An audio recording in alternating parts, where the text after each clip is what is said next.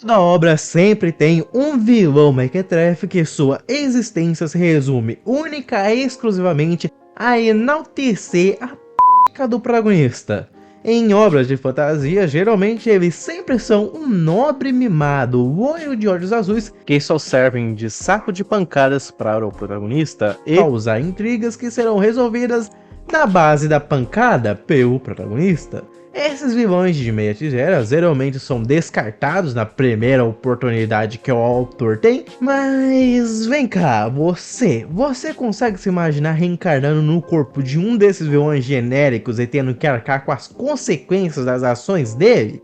Bem, é isso que nosso protagonista da vez está vivendo, então se ficou interessado, vem comigo, porque hoje falaremos dessa obra que eu, sinceramente, estou adorando. Só lembrando que esse é um vídeo de recomendação, onde eu vou contar um pouco sobre a obra e dar minha opinião sobre ela, então sim, tem spoiler. Nessa história vamos acompanhar nosso protagonista que está vivendo de boa, até que ele reencarna no corpo de Ed Hottyre, um vilão mequetrefe de um jogo que eu jogava. Até aí você pensa, mas Gideon, ele reencarnou em um mundo de fantasia, com certeza ele deve ter uma habilidade OP, né? Não, ele acaba entrando no corpo de um inútil com habilidades patéticas e para piorar sua situação, ele só entra nesse corpo quando o Ed faz merda e é deserdado da sua família e expulso de seu dormitório, e agora ele tem que se virar nos 30, porque o destino desse personagem é virar um mendigo que vai morar na praça. Porém ele ainda tem uma oportunidade de mudar de vida, apesar de que ele foi expulso do seu dormitório, ele não foi expulso de sua escola. E acontece que esta academia que ele está estudando é a mais pica do seu reino, e só por ele se formar nela, seu futuro está garantido. Então nosso prota começa a elaborar suas maquinações. Primeiro ele vai para a floresta que fica atrás do seu colégio e dá uma de Bear Grylls e sobrevivendo no meio do mato.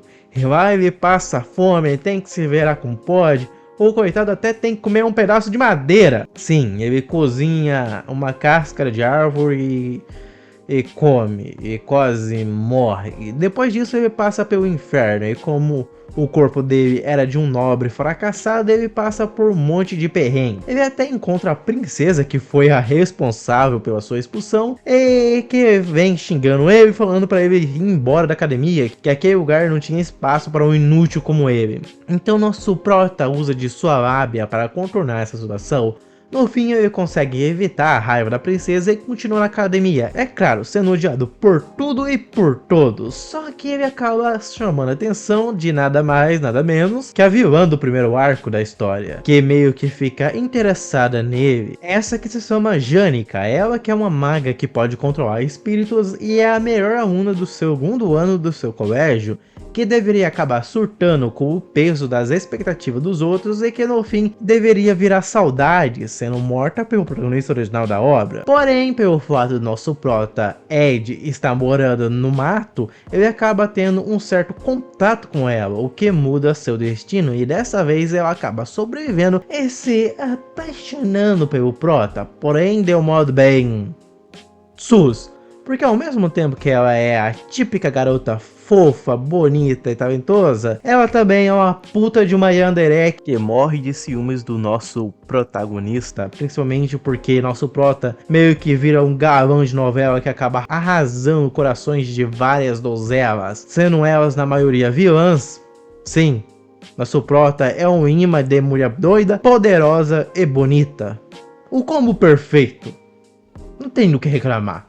Entre elas temos a já citada Janica, que é uma espiritualista de primeira linha que superficialmente parece ser uma garota doce e inocente, mas no fundo é muito das doidas.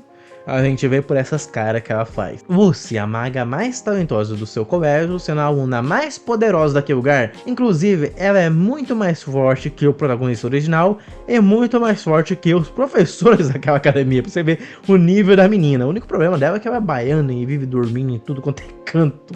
Voratel, uma comerciante extremamente talentosa, com problemas familiares, é a mais atacante entre elas. Inclusive, ela é a primeira a beijar ele. Sim, rola beijo nesse manhwa. E tem mais algumas que eu não vou citar porque seria um puta de um spoiler muito grande, mas enfim. A história segue o Ed tentando manter a história original daquele mundo em ordem, enquanto ele supera as dificuldades que aparecem em sua frente. A arte da obra inicialmente é simples, com alguns quadros mais bem desenhados que outros em geral. Porém, com o passar dos capítulos, ela vai melhorando mais e mais e ficando sensacional, principalmente as waifu e as cenas de combates que também são bem desenhadas.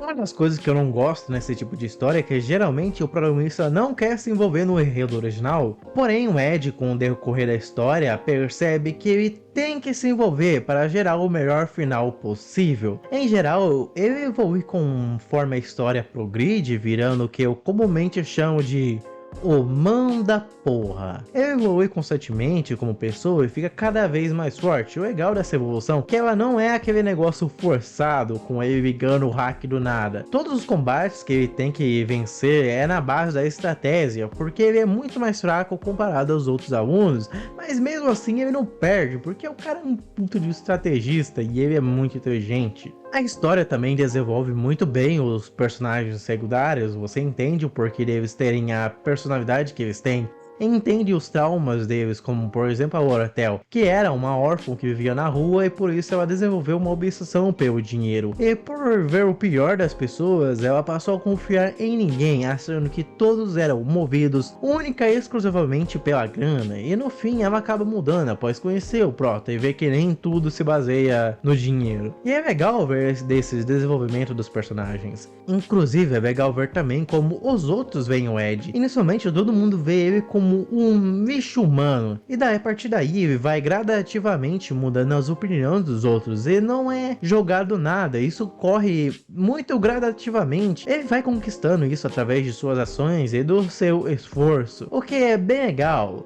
E não fica aquele negócio jogado do nada. A gente vê que ele é mega esforçado, ele vive no meio do mato, tendo que se virar como pode. Ele estuda pra caralho, ele constrói um abrigo melhor no meio do nada, ele corre uma maratona pra chegar na escola todo dia. Ele é foda. Em geral, eu pensei que essa obra seria mais um isekai genérico como qualquer outro, mas no fim eu me surpreendi. Uma das coisas engraçadas é que quando eu vi pela primeira vez, eu fiquei com birra dela por achar que seria só mais uma obra genérica, e quando eu resolvi dar uma chance pra ela, meio que eu quebrei a cara. Tanto que eu fui pra novel porque eu não aguentava mais esperar os capítulos. Então sim, ela é realmente boa. E pra mim dizer isso pra um isekai é difícil, porque eu já vi tantos, mais tantos, e eu sinceramente peguei nojo de tantos isekais que eu já cheguei a ver. Então pra mim dizer que um é bom, tem que ser realmente bom, ou tem alguma coisa que se diferencie muito dos outros isekais que a gente tem no mercado.